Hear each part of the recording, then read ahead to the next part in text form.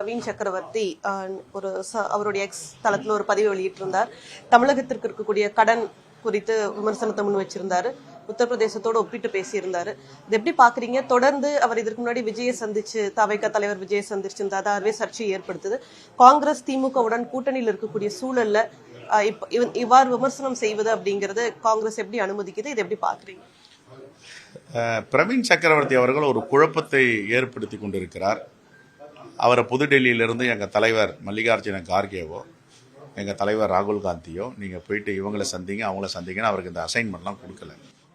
அவர் தவறாக எங்கள் தலைவர் ராகுல் காந்தி பெயரையும் மல்லிகார்ஜுன கார்கே பெயரையும் பயன்படுத்துகிறார் என்பது எனக்கு தெரிய வந்தது. இரண்டாவது, உத்தரப்பிரதேசத்தில் நடக்கும் பாஜக ஆட்சியை தூக்கி பிடித்து தமிழ்நாட்டில் நடக்கும் எங்களுடைய கூட்டணி ஆட்சி, இந்தியா கூட்டணி ஆட்சி நடக்குது திராவிட முன்னேற்ற கழகத்தின் தலைமையில். அவங்களை தாழ்த்தி பேசுவதை, விமர்சிப்பதை ஒருபோதும் தமிழ்நாடு காங்கிரஸ் கமிட்டி அனுமதிக்காது. இது வன்மையாக கண்டிக்கத்தக்கது. சொல்லுவதில் உண்மை இருக்க வேண்டும், பொருள் இருக்க வேண்டும். என்ன உண்மை இருக்கு? அதிமுக ஆட்சியை ஒப்படைக்கும் போது 4.61% கடத்தை வச்சுட்டு போனாங்க. ஆனா கொரோனா பெருந்தொற்று, இந்த தேசமே பார்த்தது தமிழ்நாடு எந்த நிலைமைக்கு ஆளாக போகுது. ஆனா மாண்புமிகு முதலமைச்சர் அண்ணன் தளபதி அவர்கள் திறமையாக சமாளித்து நிதி ஆளுமையோடு, அவருடைய அரசியல் ஆளுமையோடு எல்லா சவால்களையும் முறியடித்து 4.61% கடனை 3% குறைத்திருக்கிறார். என்ன காரணம்? இந்தியாவிலேயே அவ்வளவு பெரிய ஜிடிபி கிடையாது யூனியன் கவர்மெண்ட்ல. தமிழ்நாட்டு ஜிடிபி உயர்ந்திருக்கிறது. தமிழ்நாடு ஜிடிபி தான் இந்தியாவுடைய ஜிடிபிக்கு உதவிகரமா இருக்கு. 2 லட்சம் கோடிக்கு மேல ஜிஎஸ்டி பே பண்றோம்.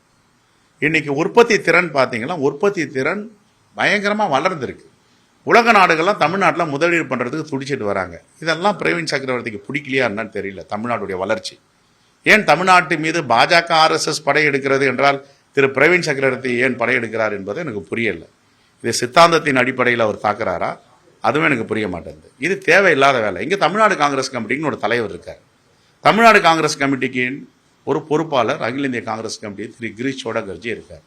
இவருக்கு என்ன இந்த அரசியல்ல தமிழ்நாட்டுக்குள்ள செய்யணும்னு விருப்பம் இருந்தா எங்க கிட்ட சொல்லலாம். இதை விட்டுட்டு பாஜகவை தூக்கி பிடிக்கிறது, உத்தரப்பிரதேசம் சிறப்பாட்சி செய்து யோகி ஆதித்யநாத் உத்தரப்பிரதேச முதலமைச்சர் கடனே வாங்கல, ஆனா தமிழ்நாட்டில் இருக்கிறவங்க கடன் வாங்கிட்டாங்க அப்படின்னா அதுல என்ன உண்மை இருக்குன்னு கேட்கிறேன் நான். முதல்ல அவரு உத்தரப்பிரதேசனுடைய பாஜக ஆட்சியை புகழ்ந்து பேசுவதை நான் வன்மையாக கண்டிக்கிறேன்.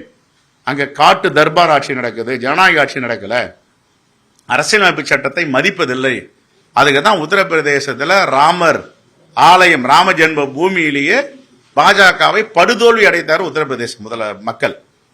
அப்ப அந்த ஆட்சிக்கு பெரிய தோல்வி உத்தரப்பிரதேசத்துல 1.25 ஆண்டுகளுக்கு 1.5 ஆண்டுகளுக்கு முன்னாடி.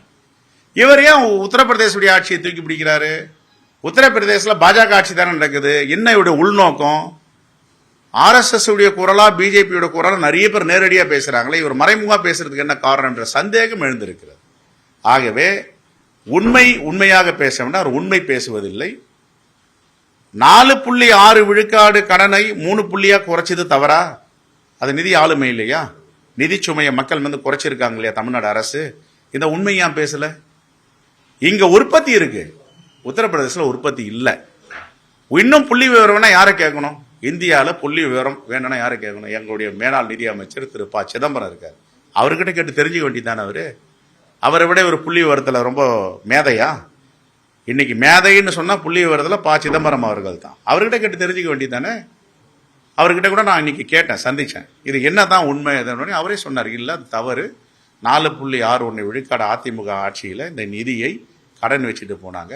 ஆனா திமுக ஆட்சி திறமையோடு நிதி ஆளுமையோடு 3% குறைச்சிருக்கா. அதை விட என்ன உங்களுக்கு ரிசல்ட் வேணும்? அதை விட நான் பதில் வேணும்? அதை விட ஒப்பீடு வேணும்? ப சிதம்பரம் அவர்களை மீறி யாராவது எக்கனாமிக்ஸ்ல பேச முடியுமா? நிதிநிலையில பேச முடியுமா? அப்படின்னா திரு பிரவீன் சக்கரவர்த்தி உள்நோக்கத்தோடு குழப்பத்தை விளைவிப்பதற்கும், அவருக்கு யாரோ ஒரு அசைன்மெண்ட் கொடுத்திருக்காங்க, அந்த அசைன்மெண்ட் அவரு குழப்பம் ஏற்படுத்துவதற்கு தமிழ்நாடு காங்கிரஸ் கமிட்டிக்கு பேரலரா ஒரு கட்சியை நடத்தணும்னு நினைக்கிறார். அதை நான் இருக்கும்போது அவர் நடத்தணும். எவ்வளவு பிறந்தாங்க அப்ப நடத்திருக்க வேண்டியதானே. இதுலயும் உள்நோக்கம் இருக்குல்ல. செல்வ பெருந்தகை தலைவராக இருக்கும்போது நான் பேரலரா கட்சி நடத்தவன் முயற்சிக்கிறதே உள்நோக்கம் இருக்கு. அப்ப பாஜகவை நான் ஆதரிக்கிறேன், பாஜக ஆட்சி ஆதரிக்கிறேன், திமுக ஆட்சி ஆதரிக்கிறேன்னா சித்தாந்த ரீதியான உள்நோக்கமா அதுல இருக்கு. அதனால இதெல்லாம் சரியானது இல்லை. எங்களுடைய அகில இந்திய காங்கிரஸ் கமிட்டி தலைவருக்கு எங்களுடைய பொறுப்பாளர் திரு கிரீஷ் சோடகர் மூலமா இன்னைக்கு புகார் கடிதம் எழுதியிருக்கிறேன். இப்போ கடந்த முறை அவர் தாவேகா தலைவர் விஜயை சந்திச்ச பிறகு இப்போ கட்சிக்குள்ள நிறைய பேர், பல நிர்வாகிகள், இப்போ திருச்சி வேலுசாமி உள்ளிட்ட பல நிர்வாகிகள் வந்து இப்போ விஜய்க்கு ஆதரவா பேசுறது அப்படிங்கிறது தொடருது.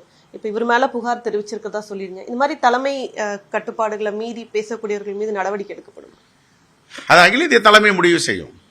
நான் அகில இந்திய தலைமைக்கு தமிழ்நாட்டில் என்ன நடக்குதுன்றதை நான் தெரிவிச்சிருக்கேன். நேற்று இரவே தெரிவிச்சிட்டேன். இதே மாதிரிலாம் இவர் பேசுறாரு. உத்தரப்பிரதேசத்தில் பிஜேபி அரசை தூக்கி பிடிச்சு பேசுறாரு. யோகி ஆதித்யநாத் புகழ் பாடுறாரு. அதே நேரத்தில் நம்முடைய இந்தியா கூட்டணி ஆட்சி தமிழ்நாட்டில் நடக்கும்போது இதை தாழ்த்தி பேசுவதற்கு எல்லா வேலையும் பண்றாரு. தாழ்த்தி பேசுவதில் உண்மை இருந்தால் பரவாயில்ல, பேசலாம். உண்மையே இல்லை. 4.61 விழுக்காடு கடனை 3 விழுக்காடாக குறைச்சிருக்காங்க. உற்பத்தி திறன் அதிகரிச்சிருக்கு. சிபில் ஸ்கோர் யாருக்கு நல்லா இருக்கு அவங்களுக்கு தான் கடன் கொடுப்பாங்க. இங்க சிபில் ஸ்கோர் தமிழ்நாட்டு அரசு மேல நல்லா இருக்கு. உலக வங்கிலாம் முதலீடு பண்ண முன் வராங்க. எல்லாத்தையும் நான் விவரமா புள்ளிவிவரத்தோட எழுதியிருக்கேன். இது உள்நோக்கத்தோட அவர் செயல்படுகிறார்ன்றதான் என்னுடைய பார்வை. அடுத்த கட்ட பேச்சுவார்த்தை எப்போ நடக்குது? தொடர்ந்து பேசிட்டே இருக்காங்க. இப்போ மிக விரைவில் ஒரு வாரத்தில் கூப்பிடுவாங்க, அழைப்பாங்க, பேசுவோம். இந்தியா கூட்டணி இன்னும் தெளிவா சொல்றேன், இந்தியா கூட்டணி பலமா இருக்கு, வலிமையா இருக்கு. இந்தியா கூட்டணி யாரும் சிதைக்கவும் முடியாது. அதை யாராவது சிதைக்கலான்ற முயற்சி செய்தால் பகல் கனவு பலிக்காது. அவருடைய முயற்சி தோல்வி அடையும். இது எண்ணிக்கையின் அடிப்படையிலான கூட்டணி இல்லை, கொள்கையின் அடிப்படையிலான கூட்டணி.